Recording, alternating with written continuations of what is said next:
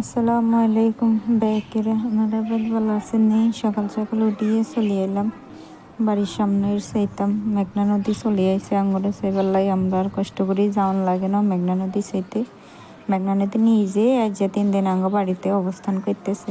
জোয়ারের হানি লগে বাড়িতে হানি উড়ি গেছে, হুড়া বাড়ি উড়ি গেছে, একটা কি যে অবস্থা বাইরন জানা কিচ্ছু না। তার ঘরে চলে গেলাম বাচ্চা করলাই কিছু রান্না বান্না করবার লাই।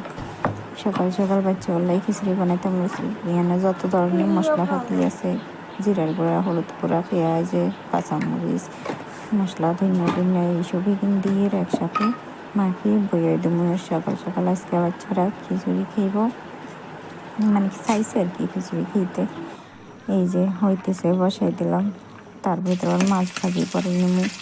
বাচ্চা বলাই মাছ ভাজা দিয়ে খাইব। তারা 3 ভাই ঘুমায় রোডের না উঠলে খাইব। এরপর আবার কুমড়া ভাজি করে ফেলাইলাম, কুমড়া ভেজে নিলাম। হাতরা কুমড়া ভাজি খুব পছন্দ করে, আমি ছোটো হতে খুবই খাইব হতে।